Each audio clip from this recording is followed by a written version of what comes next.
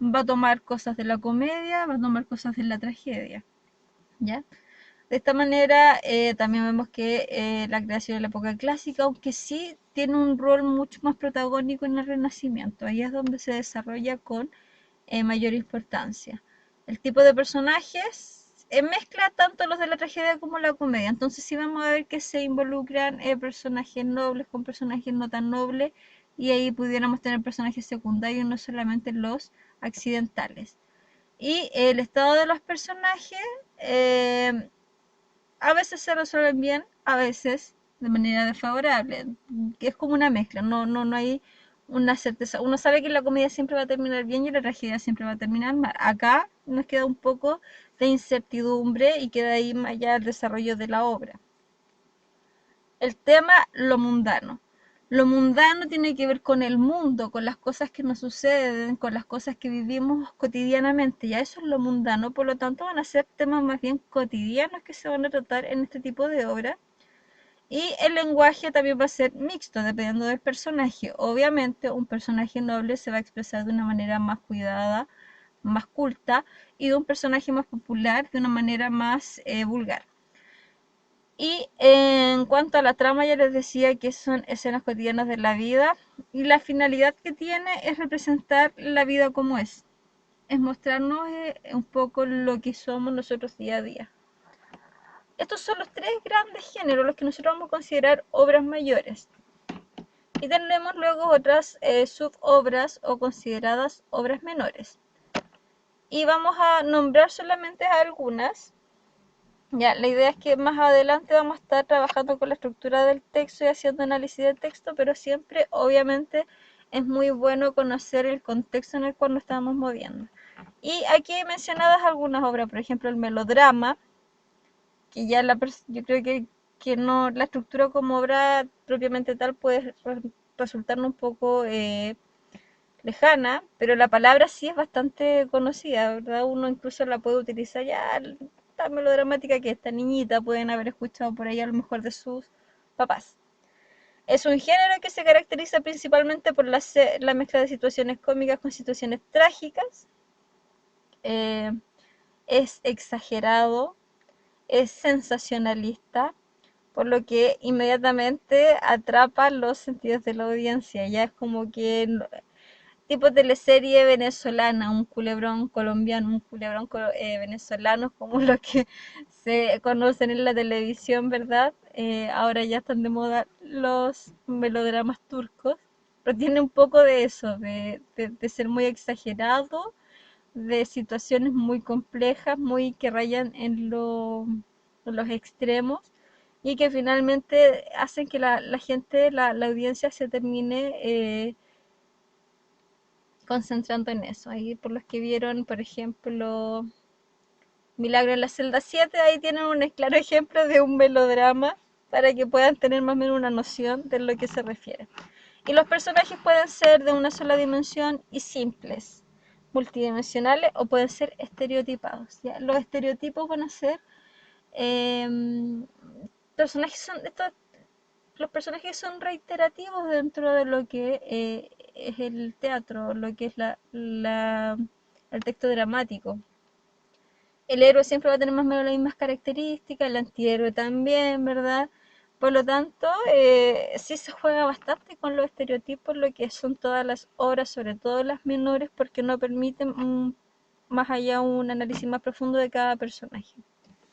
El paso ir entre mes se conocían con este nombre, ¿verdad?, a las piezas de duración breve, jocosa, un solo acto, ¿verdad?, en prosa o en verso, y estas se representaban entre medio de los actos de una comedia, lo que les decía, era una obra muy extensa y como recreo, ¿verdad?, se presentaban entonces estas breves obras cómicas eh, mediante, en lo que proseguía ya la obra principal.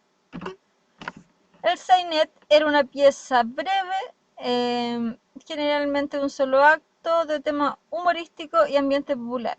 Antiguamente se representaba a continuación de una obra serie como fin de la función.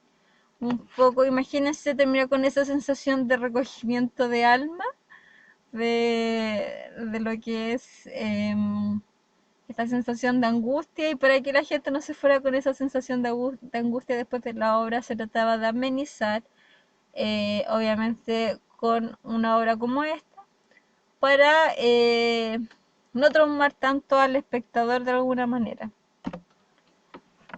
Ya le había hablado yo del auto sacramental.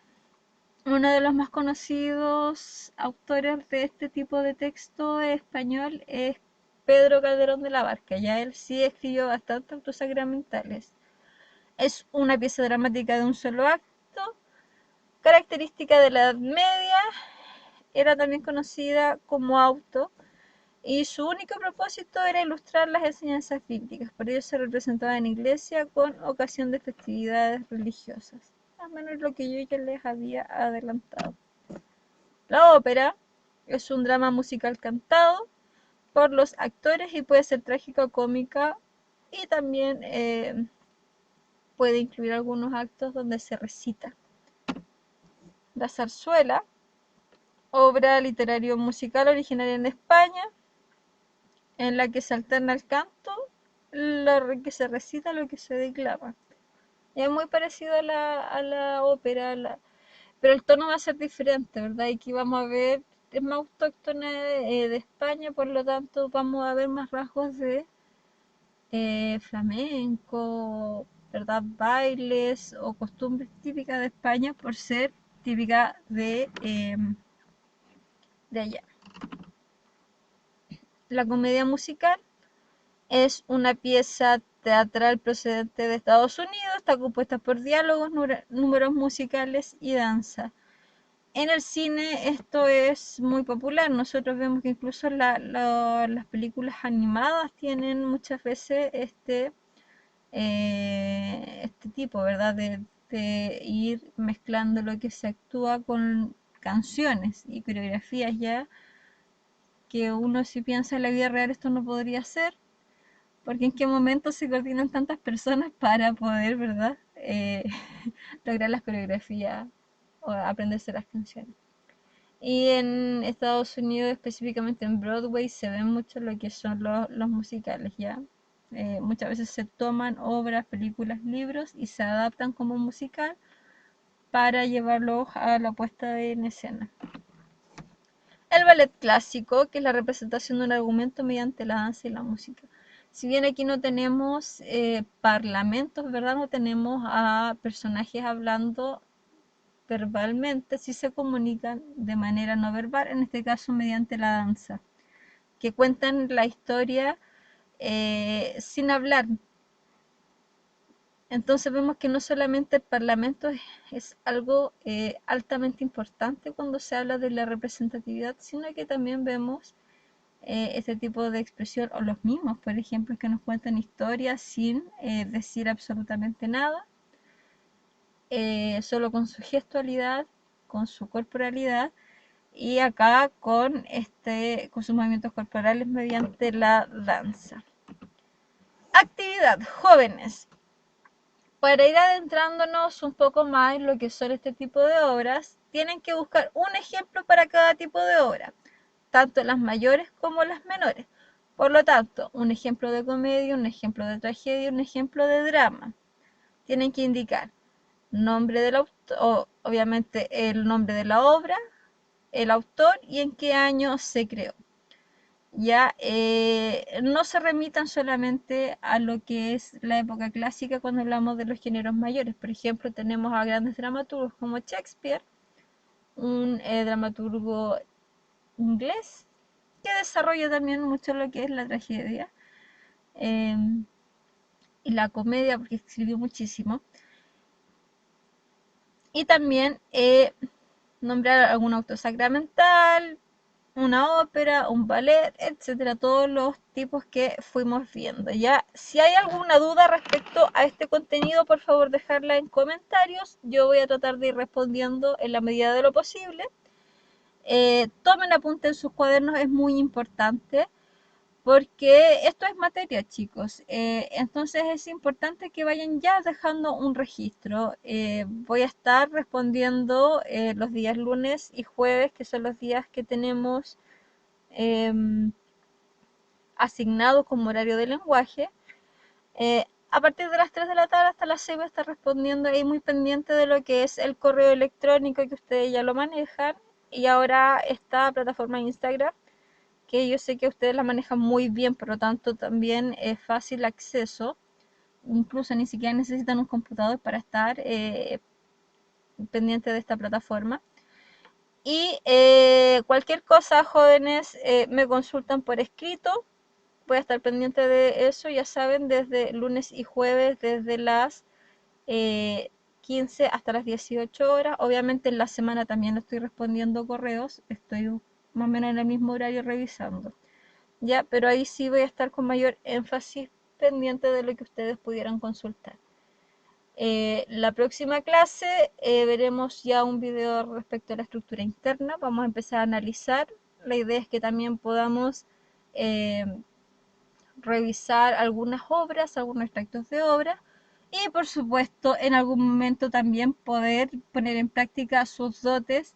Vamos a ver si podemos hacer algo entretenido por ahí con TikTok y que ustedes puedan a lo mejor hacer un monólogo o alguna representación.